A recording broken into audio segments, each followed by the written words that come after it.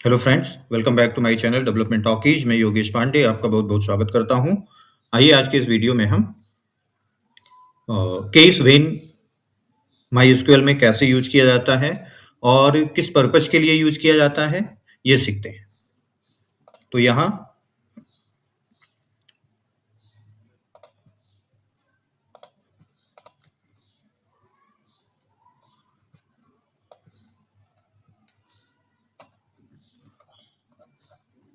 Case when, इसका syntax पहले देख लीजिए कि केस वेन एक्चुअल में अगर इसे देखा जाए तो ये अ, आपने जावा में स्विच केस पढ़ा है, एग्जैक्ट उसी की तरह काम करता है। स्विच केस में क्या होता है, कोई एक कंडीशन आती थी और जिससे मैचिंग होता था वो रिजल्ट डिस्प्ले होता था। ठीक है, तो इसमें भी ठीक उसी तरह से वर्क होता है कि केस वन, सपोज करो ये कंडीशन ट्रू है तो रिजल्ट क्या होगा, ये रिजल्ट होगा। अगर ये कंडीशन ट्रू है तो ये रिजल्ट होगा। ठीक है, और अगर इन दोनों ये दोनों कंडीशंस ट्रू नहीं है तो जो डिफॉल्ट केस होगा वो डिस्प्ले होगा। उसके बाद एंड कीवर्ड और कॉलम का नेम। तो बेसिक इसका सिंटैक्स क्या है, सेलेक्ट कॉलम नेम, फिर केस, फिर कंडीशन वन के लिए वेन और देन, फिर कंडीशन टू के लिए वेन और देन रिजल्ट। और एक डिफॉल्ट केस की कोई भी कंडीशन ट्रू ना हो तो ये, और एंड एलियाज नेम, और उसके बाद फ्रॉम टेबल नेम। तो इसका एग्जाम्पल लेके देखते हैं। ठीक है, एक छोटा सा एग्जाम्पल ऐसे ही आप ले लो, सिंपल सा। सबसे पहले तो हम डेटाबेस को सेलेक्ट कर लेते हैं कि हमें कौन सा यूज करना है। तो ड्रॉप डेटाबेस, आप इस स्टेटमेंट को चला लो। अगर कोई डेटाबेस पहले से अवेलेबल है डिलीट हो जाएगा। ठीक है, देन क्रिएट डेटाबेस, हम एक डेटाबेस क्रिएट कर रहे हैं, किस नेम का, डेवलपमेंट टॉकीज डीबी नेम का। ठीक है, देन अब हम उसे यूज कर रहे हैं। ठीक है, अब इसे अगर आप देखो तो क्या सिंटेक्स है, सेलेक्ट फिर कॉलम नेम। तो अभी हम सिंपल किसी टेबल पे नहीं जा रहे हैं, इसलिए हम कोई कॉलम नेम मेंशन नहीं करेंगे और सीधा करेंगे कि select case one is greater than two, case के बाद when one is greater than true, sorry one is greater than two, then result क्या हो, देन जहां पे आप one is greater than to.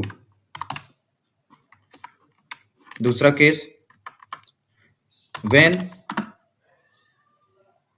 One is not greater than two, sorry one is not less than two, sorry one is less than two, then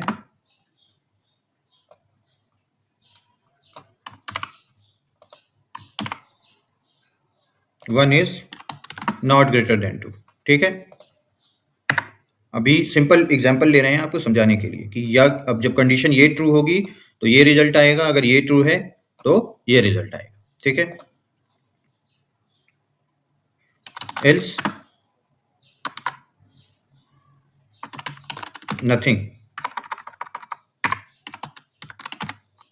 nothing is match.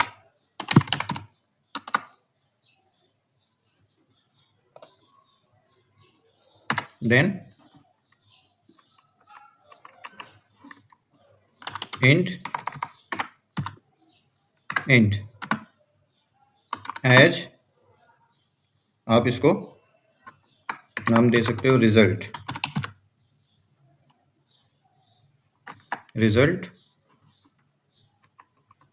और कोई table तो है नहीं।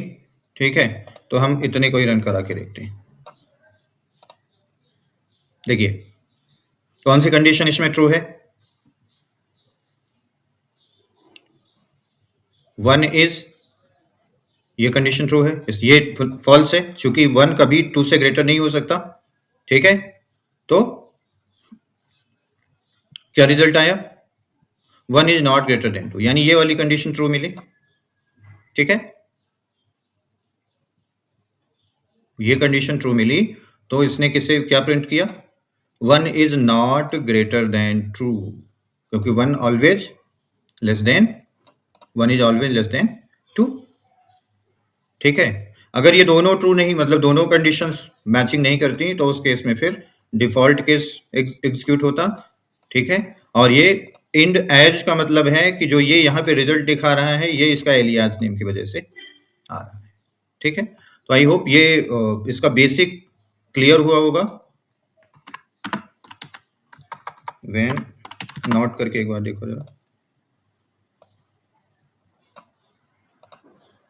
देखिए, अब जैसे ही हमने यहाँ पे नॉट यूज कर दिया, तो ये कंडीशन ट्रू थी एक्चुअल में, लेकिन नॉट ने उसे फॉल्स कर दिया। ठीक है, तो अब देखा जाए तो ये दोनों कंडीशन फॉल्स हो गई, तो इसलिए ये डिफॉल्ट केस पे आ गया, एल्स नथिंग इज मैच। ठीक है, तो अब इसको टेबल पे करके देखते हैं कि टेबल पे हम कैसे चीजें कैलकुलेट करते हैं। ये बिल्कुल चाहे स्विच केस आप वहां जावा का स्विच केस बोलो, या जावा में आपने इफ एल्स इफ लैडर पढ़ा था, ठीक वो केस से मैचिंग करता है। ठीक है, इसमें भी कंडीशंस चेक होती हैं। पहले ये कंडीशन अगर ये ट्रू है तो इसे दिखाएगा रिजल्ट, अगर ये ट्रू नहीं है तो अगली कंडीशन पे आएगा, इसे चेक करेगा। ये भी ट्रू नहीं है तो फिर डिफॉल्ट केस या जो भी और आगे केसेस आप लिखते हो वेन के साथ, तो उसमें उन केसेस से मैच करेगी कंडीशंस। ठीक है, और जो भी ट्रू रहेगा उसी का रिजल्ट वो देगा। ओके, तो आइए इसको टेबल के साथ प्रैक्टिकल करके देखते हैं।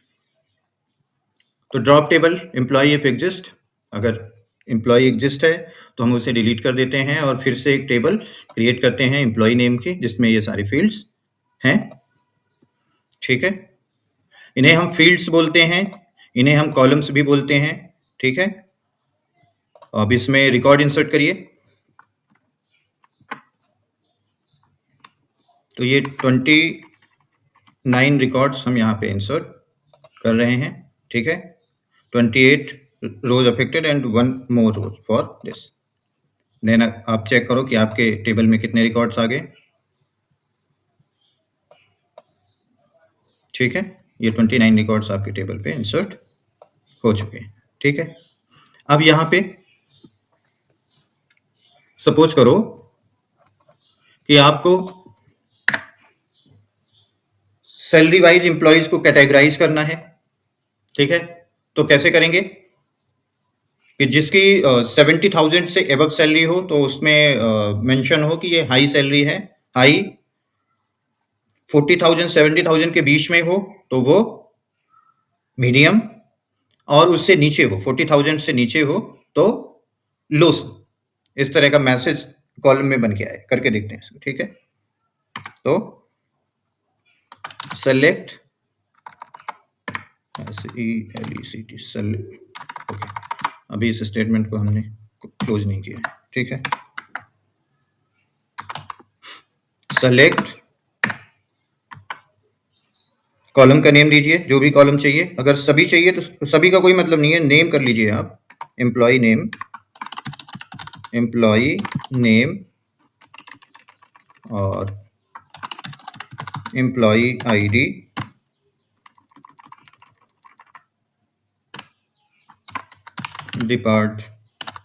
Department, salary. ठीक है, ये हमने कॉलम्स इतने ले लिए। अब आप लिखिए case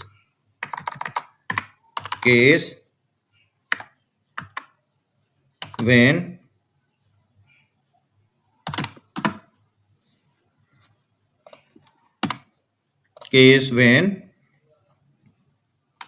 salary SALARY salary greater than 70,000, then message क्या हो, हाई। ठीक है, when salary SALARY salary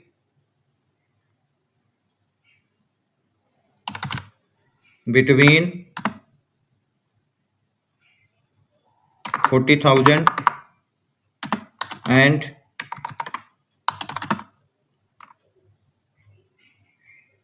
70,000. Then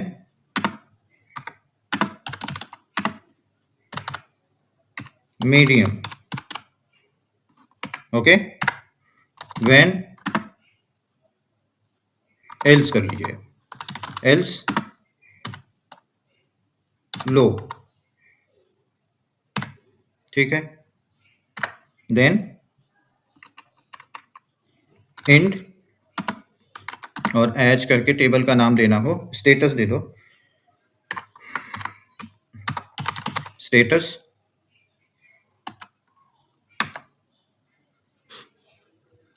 from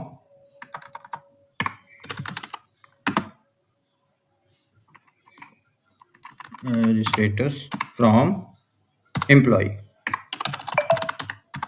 employee. ठीक है. देखिए ये क्या करना चाहिए, इसको एम्प्लॉई आईडी को, employee ID, employee name, department और सैलरी, ये 4 कॉलम्स डिस्प्ले होंगे. ठीक है. और उसके बाद एक कॉलम होगा स्टेटस का. ठीक है. और इस स्टेटस में अगर सैलरी 70,000 से एबव है तो हाई लिखा आएगा. अगर सैलरी 40,000 से 70,000 के बीच में है तो मीडियम आएगा. ठीक है. अदरवाइज लो आएगा. ठीक है. और कॉलम का नेम क्या होगा, स्टेटस. ठीक है. अब आप इसे रन करके देखिए, इस क्वेरी को आप रन करके देखिए. देखिए यहाँ पे आईडी आया, क्योंकि हमने क्या क्या कॉलम्स लिए हैं, एक एम्प्लॉय आईडी लिया है, दूसरा एम्प्लॉय नेम लिया है. तो एम्प्लॉय आईडी आया, एम्प्लॉय नेम आया, उसका डिपार्टमेंट आएगा, आ गया. ठीक है. देन उसकी सैलरी जो भी होगी. ठीक है. और उसके बाद स्टेटस, स्टेटस में क्या आ रहा है, देखिए मीडियम. जिसकी सैलरी 70,000 से ग्रेटर होगी वो हाई आ रहा होगा. देखिए 70,000 से जिसकी सैलरी ग्रेटर है वो हाई आ रहा है. ठीक है. और जिसकी सैलरी 40,000 और 70,000 के बीच में होगी वो मीडियम. ठीक है. इस रिकॉर्ड को आप देखो तो इसकी सैलरी कितनी है, 67,000 है, तो ये मीडियम में आ रहा है. ठीक है. एल्स लो सैलरी का कोई भी यहाँ एम्प्लॉय नहीं है. ठीक है. तो स्टेटस को आप कैटेगरी भी कह सकते हो, एम्प्लॉय कैटेगरी. ये अच्छा वर्ड रहेगा इसके लिए कि किस कैटेगरी का एम्प्लॉय है, हाई पेड है, मीडियम पेड है या लो पेड एम्प्लॉय है. ठीक है. ये देखिए इस बार कॉलम का क्या नाम हो गया है, एम्प्लॉय कैटेगरी. ठीक है. एक और एग्जांपल ले लेते हैं, ये और भी इजी एग्जांपल रहेगा. एक टेबल क्रिएट कर लेते हैं स्टूडेंट नाम की. ठीक है. स्टूडेंट्स नाम की एक टेबल क्रिएट कर लो जिसमें एक आईडी रहेगा और एक नेम कॉलम है, एक मार्क्स का है. ठीक है. क्रिएट कर लीजिए इसे, क्रिएटेड. ठीक है. अब ये रिकॉर्ड्स हैं, नेम और मार्क्स हम वहाँ पे इनपुट कर रहे हैं. चूंकि आईडी क्या है, ऑटो इंक्रीमेंट है, तो ऑटोमेटिक इंक्रीमेंट करके ले लेगा. ठीक है. अब इसे इंसर्ट कर लीजिए, ये रिकॉर्ड इंसर्ट हो गए. अगर आपको देखना है कि हमारे टेबल में रिकॉर्ड इंसर्ट हो गए या नहीं, तो आप कैसे देख सकते हो, वही सेलेक्ट ऑल फ्रॉम स्टूडेंट्स से रन कराइए और आप देखोगे कि जो भी रिकॉर्ड्स अभी हमने इंसर्ट किए हैं, John, Emma, Michael, Sophia, Oliver, ठीक है, ये सब यहाँ पे इंसर्ट हो गए टेबल पे, हमारे स्टूडेंट टेबल पे, और इनके मार्क्स साथ में इंसर्ट हो गए. अब यहाँ पे हम एक कंडीशन देंगे कि नेम और मार्क्स सेलेक्ट हो और साथ में अगर उसका मार्क्स 80 से ग्रेटर देन हो, 80 से ग्रेटर देन और इक्वल टू हो तो ए ग्रेड हो, और 60 से ग्रेटर और इक्वल टू हो तो बी हो, अगर 40 से ग्रेटर हो तो सी हो, अदरवाइज फेल हो. ठीक है. तो हम इस स्टेटमेंट को यहाँ पे देख लेते हैं. ओपन कर दो इसे.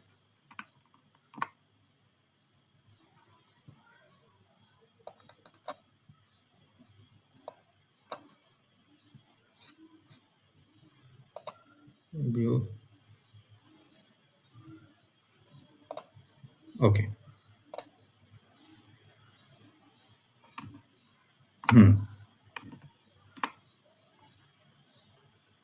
ठीक है, ये स्टेटमेंट है। अब आपको क्लियरली दिख रहा होगा ये। इसे आप रन कराएँगे। देखिए, पहले इसको समझ लीजिए। नेम, मार्क्स इस फ्रॉम स्टूडेंट्स, मतलब स्टूडेंट से हम क्या-क्या ले रहे हैं, एक नेम ले रहे हैं, उसके मार्क्स ले रहे हैं और यहाँ पे अब हम ग्रेड लेंगे और ग्रेड में वो ए ग्रेड है, बी है या सी ग्रेड का है, ठीक है? ये यहाँ पे डिसाइड होगा। इसे आप रन कराएँगे जब, तो जो भी 80 से इक्वल या ग्रेटर देन मार्क्स है जिस स्टूडेंट के, वो ए ग्रेड में आएगा, ठीक है? 60 से ग्रेटर और इक्वल टू है, तो बी ग्रेड में आएगा, अगर वो 40 से ग्रेटर और इक्वल टू है, तो सी ग्रेड में आएगा, एल्स फेल होगा, ठीक है? यहाँ क्लिक करिए अब आप। देखिए, जॉन को कितने मार्क्स मिले हैं? 85, इसलिए इसका ग्रेड क्या हुआ? ए हुआ, ठीक है? एम्मा को कितना मिले हैं? 72 मार्क्स मिले हैं और ये बी ग्रेड में आ गया, ठीक है? क्योंकि 60 से अबव और 80 से लेस को बी ग्रेड में रख रहे हैं हम, ठीक है?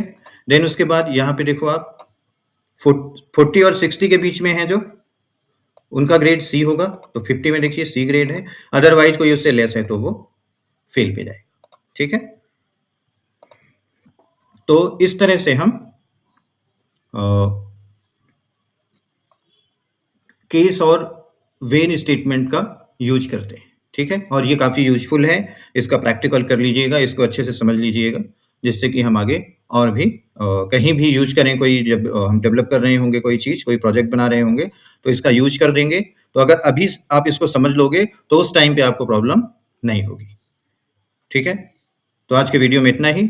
आपके लिए हम नया वीडियो लेके बहुत जल्दी आएँगे और तब तक अपना बहुत ख्याल रखिए। धन्यवाद।